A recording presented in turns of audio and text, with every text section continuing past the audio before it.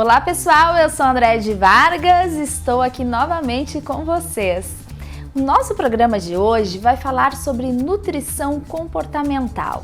Você sabia que o seu comportamento pode ser o seu maior aliado ou o seu maior inimigo no processo de emagrecimento? Bom, nós vamos saber mais sobre isso com a nutricionista Juliana Freitas. Acompanhe aí. Juliana, quando a gente resolve partir para uma alimentação mais saudável, é o nosso comportamento que é determinante para isso? O que é a abordagem comportamental na nutrição? Sim, com certeza o comportamento alimentar ele é super determinante então para a pessoa conduzir o seu planejamento alimentar, né? Porque a forma como ele vai se alimentar, os alimentos em si, a maioria das pessoas sabem como fazer isso. O problema está por detrás do comportamento alimentar. Então, são diversas questões que envolvem no nosso dia a dia, né? Então, aparecem situações no decorrer deste processo que às vezes as pessoas não sabem a forma certa de conduzir. Então, entra um nutricionista comportamental justamente para trazer técnicas de aconselhamento, então, direcionado para este paciente, né? Então, visando o objetivo dele, né? Seja de emagrecimento, hipertrofia ou melhorar a qualidade de vida dele como um todo. Em que momento que eu sei que eu preciso buscar um auxílio, uma ajuda para mudar o meu comportamento, que ele não está me satisfazendo, ele não está me ajudando a alcançar os meus objetivos? Quando a pessoa começa uma dieta em si, né, e ela não consegue conduzi-la de uma forma adequada, alguma questão então relacionada ao comportamento tem essa pessoa que ela possa então estar buscando ajuda, né, neste sentido. E quais os principais desafios quando a gente vai falar na questão do comportamento, né, de mudanças de hábitos, de comportamentos? Na verdade, desafio mais está relacionado pro próprio nutricionista, então da forma como ele vai conduzir a consulta com o paciente do que para o próprio paciente. Porque com a abordagem comportamental ele só tem benefícios a ganhar, né? No sentido de começar a entender as suas questões por detrás da alimentação, começar a ter um olhar mais amplo sobre a forma como ele vem se alimentando, né? Então, na verdade, pro paciente só tem ganhos muito relacionados ao entendimento dele mesmo com a questão de alimentação em si, né? Por que é tão difícil mudar a alimentação? Em que momento que o paciente ele já começa a se adaptar a essa mudança? Quanto tempo leva? Na verdade, não é difícil, né? A gente sempre fala, o emagrecimento, ele é trabalhoso. Mudar o comportamento alimentar, ele é trabalhoso porque demanda tempo, demanda orientação, demanda planejamento e organização, né? Então, primeiramente, um dos pontos principais é o paciente se organizar, entender o que é na rotina dele que está adequada ou não, né? Baseado nisso, então, o paciente vem, traz, então, quais são as suas maiores dificuldades em relação à alimentação e assim vai se trabalhando para que mude esses hábitos que a gente considera, então, digamos assim, não inadequados ou, né, que possa estar melhorando, e a gente trabalha em cima de metas, estratégias, aconselhamento para que ele possa dar continuidade no tratamento de uma forma que seja flexível para ele mesmo. Muitas vezes o paciente ele busca o profissional já objetivando o resultado imediato. Acontece muito isso, e como fazer com que esse paciente entenda que é um processo mais longo? Uma das questões que eu sempre trago para os meus pacientes dieta, ela tem um começo, meio e fim. E ela dá resultado realmente se a pessoa seguir 100% do que está ali. Só que daí então eu explico, né, que a gente não tem como o processo ser linear. Surgem diversas questões ao longo do tempo, então eu tento trazer para o paciente, tentar amenizar essa ansiedade que tem em querer emagrecer com pressa, justamente fazendo com que ele entenda que esse processo ele vai ser longo, digamos assim, ele vai ser trabalhoso, mas que é possível, né? Se ele conseguir então atingir todas as metas, o tratamento que ele está fazendo, ele vai conseguir ter resultado, mas para isso ele precisa ter paciência, persistência também nos hábitos que ele venha fazendo diariamente, mudando, né, em prol dos seus objetivos.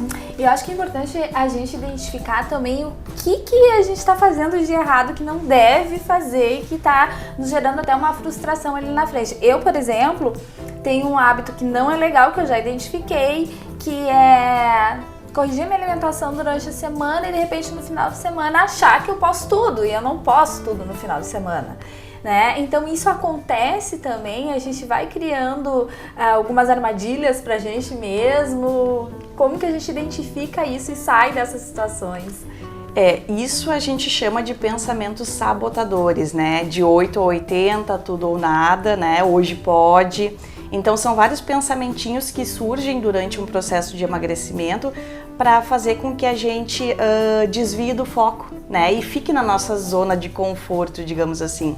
E o primeiro ponto é justamente identificar, como tu disse, né, qual é que é o pensamento sabotador que está te impedindo, então, de alcançar os teus resultados.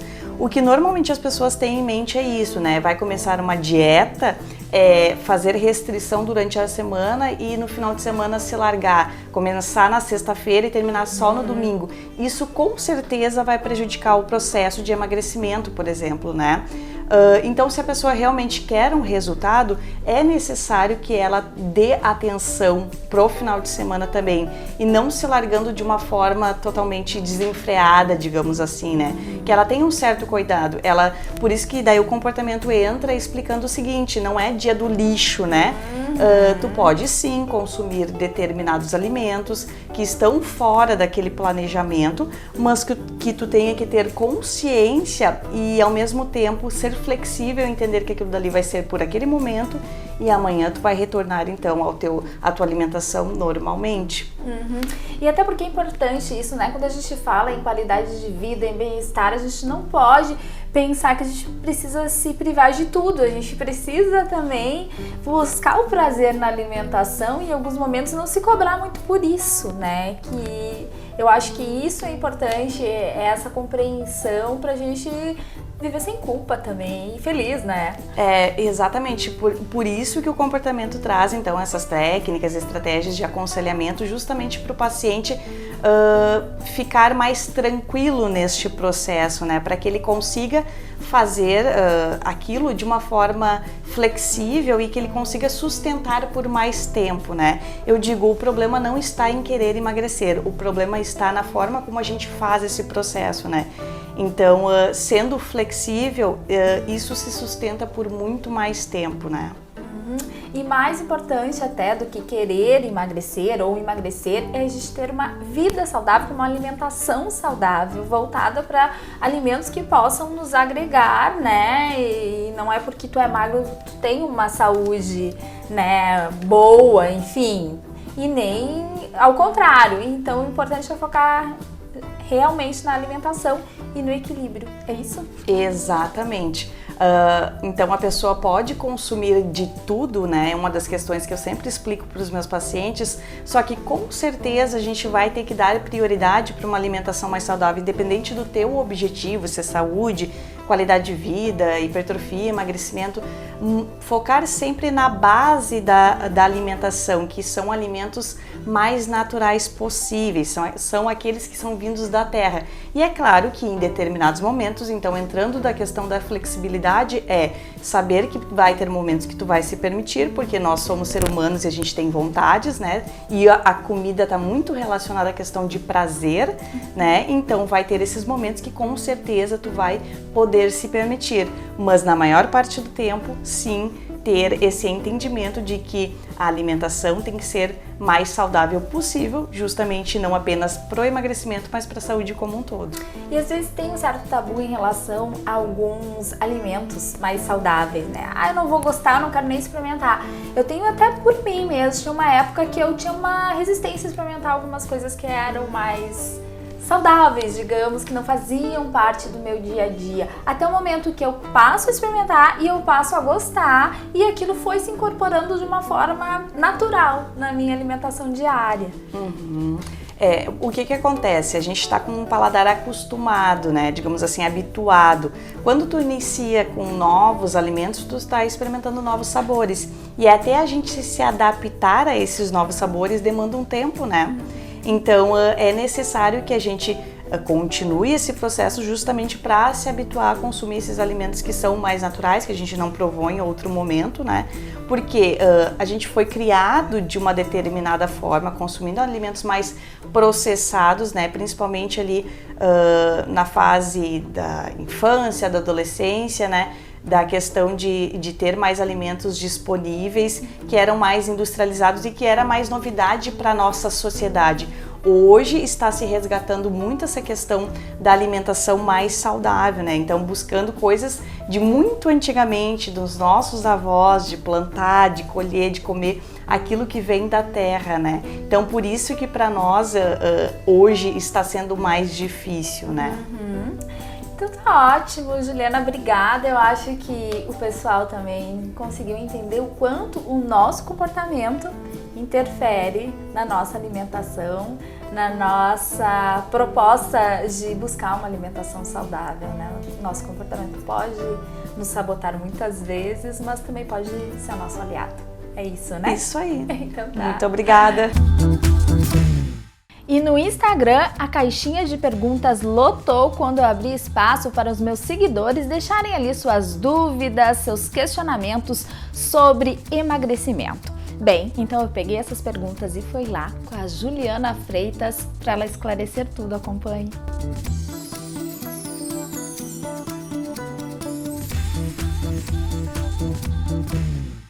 Juliana, então vamos esclarecer aí algumas dúvidas em relação ao emagrecimento. Chocolate pode ou não? Pode. Na alimentação, tudo pode, né? O problema está na quantidade e no contexto, né? Então, na frequência que é consumido, digamos assim.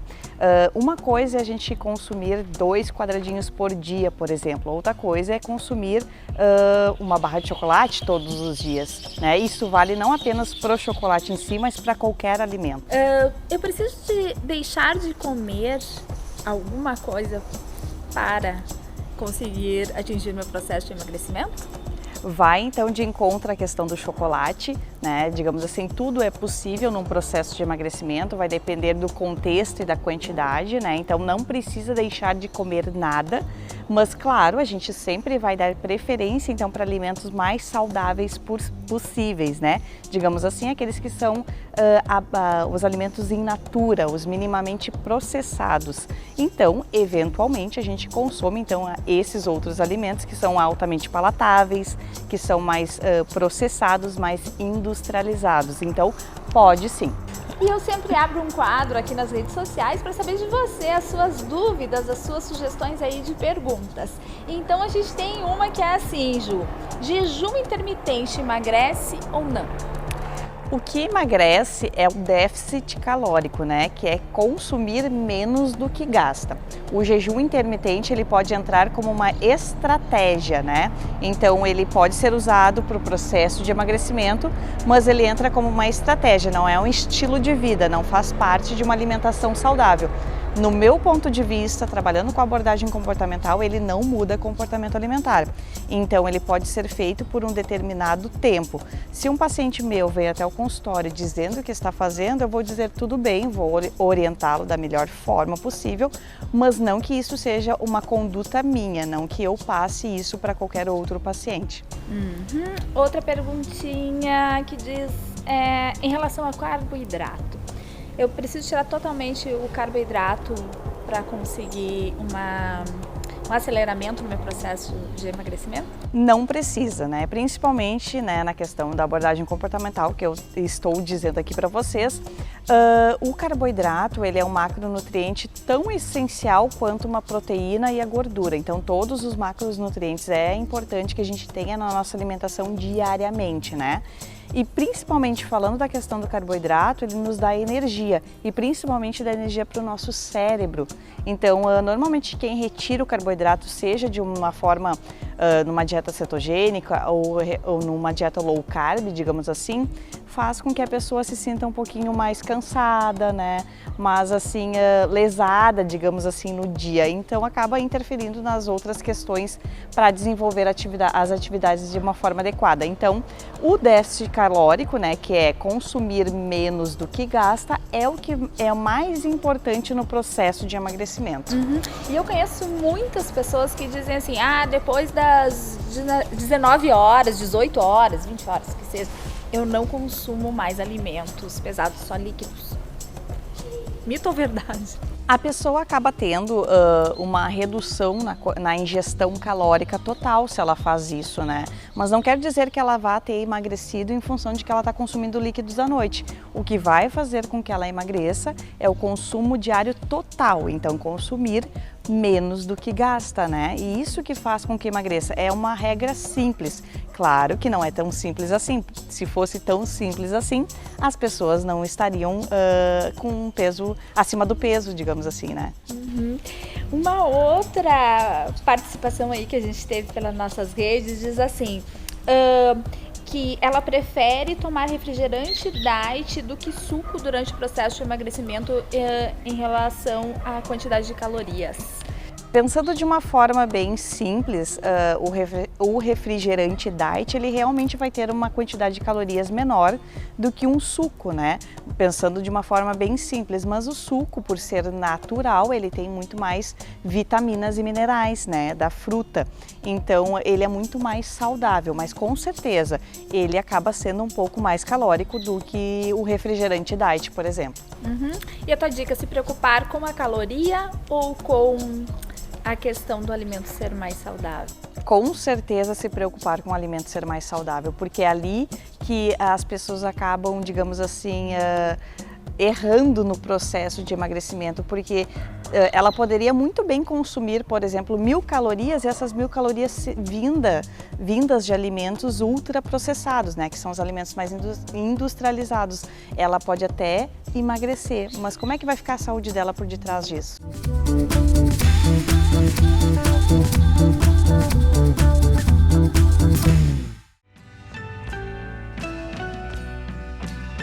A Farmácia Proderma está há mais de 40 anos trazendo saúde para as famílias do Vale dos Sinos.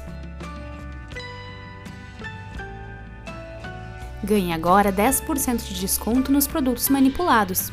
Entre em contato indicando que assistiu a esse programa e tenha um momento saúde com a Proderma você também. Farmácias Proderma. Viver de forma saudável é viver feliz.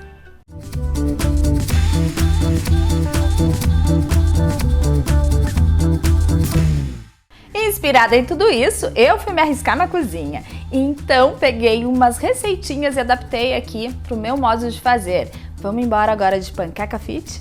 Me acompanhe.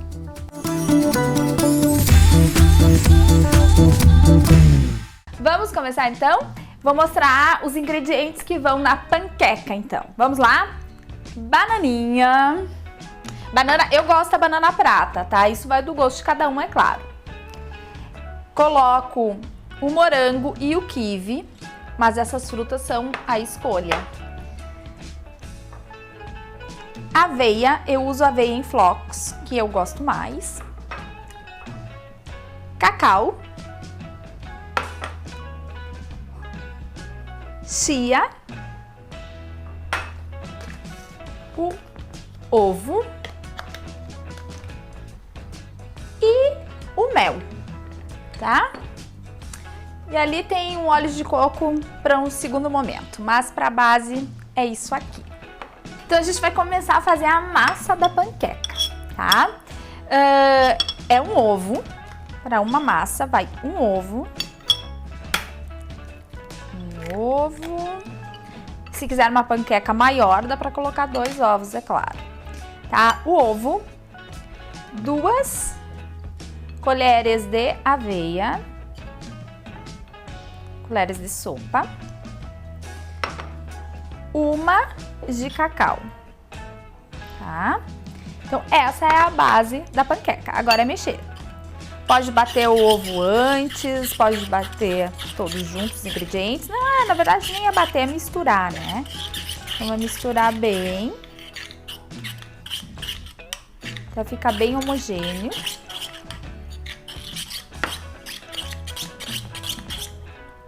Se quiser, também dá para colocar um fermento, que o fermento vai deixar ela maiorzinha, né? Isso vai do gosto de vocês aí também. Se gosta ela mais fofinha, maiorzinha, dá para colocar um fermento também. E a nossa massinha está pronta. Ó a consistência que fica. É isso aqui, ó. Super rápido, né? Depois da massa pronta, a gente coloca então ela em uma frigideira. É rapidamente também, não demora muito tempo. E você pode untar a frigideira com o que você quiser. Eu gosto de usar o óleo de coco.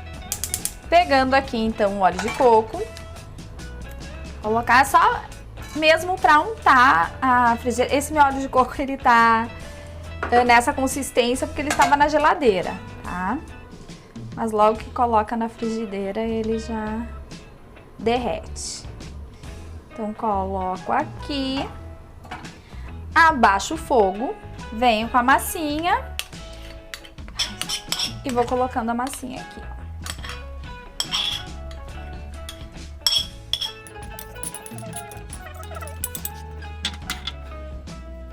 Então, vai ajustando aqui o tamanho da panqueca, tá? Fazer panquecas pequenas aqui. Aqui não tem um tempo específico para deixar, tem que ir olhando, tá? Então, deixa um pouquinho, fogo baixo aqui. Ó. Ele já começou, ó, já ficou durinho por baixo. Eu vou aqui com a minha espátula e viro a minha panquequinha. Agora mais um tempinho aqui. É o tempo de cozinhar o ovo. Eu gosto que ela fique até meio molhadinha, assim, que fica mais saborosa. Olhando de novo, a parte de baixo já tá também com consistência durinha. E é isso aqui. Então, a base da nossa panqueca está pronta.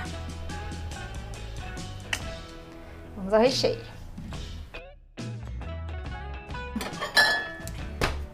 Então, agora a gente vem, não é o recheio propriamente, é uma cobertura, né? Porque eu faço ela assim, abertinha, ó. Então, é a cobertura que a gente vai fazer agora.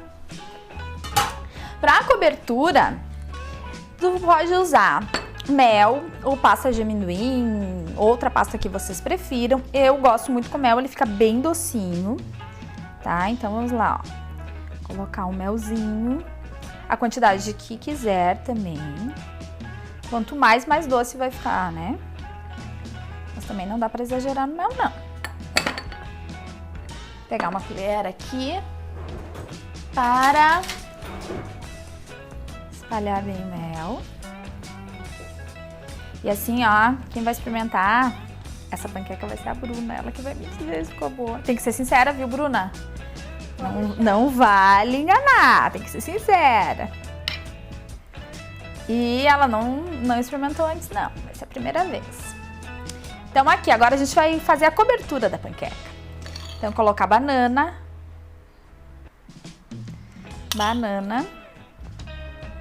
Gente, assim, uma coisa que fica muito gostosa também, fica a critério de vocês, mas que eu faço muito é colocar a banana na base da massa. Então, eu esmago a banana, coloco o ovo, coloco o cacau e a aveia. Aqui eu fiz sem banana, até porque quem não gosta de banana pode colocar outra fruta, outro ingrediente aqui na cobertura, tá? Mas eu gosto muito e fica bem delicioso com banana, tá bem?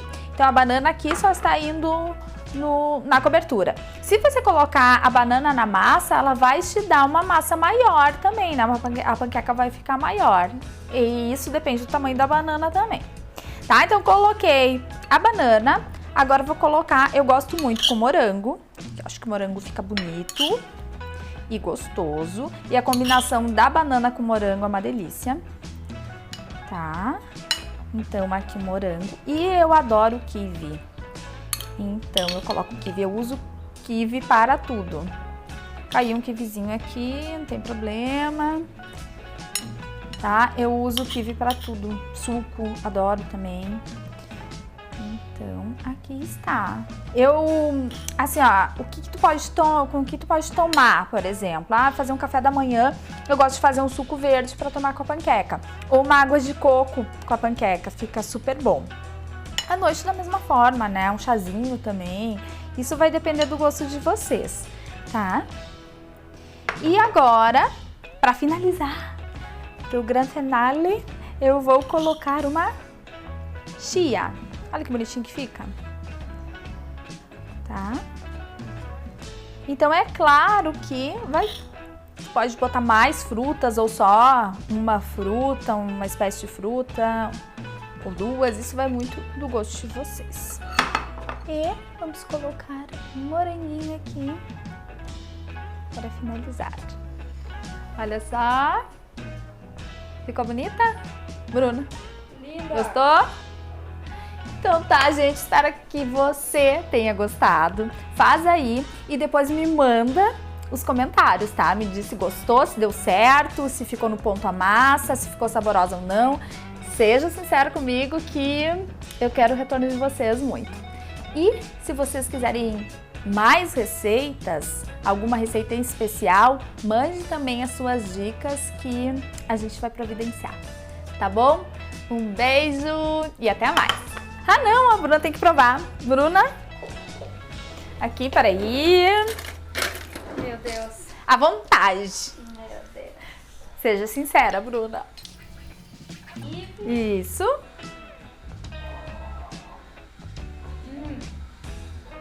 Ficou docinha? Ficou mesmo. Ficou muito bom. E olha que eu não sou muito fã de aveia. Mas ficou É, muito bom. ele não fica com gosto da aveia, Não, né? não fica. E aí, gostou do meu programa hoje? Gostou da minha receita? Então vai lá nas minhas redes sociais e me dá o feedback. Fala pra mim o que achou. Até mais, a gente se vê no próximo programa.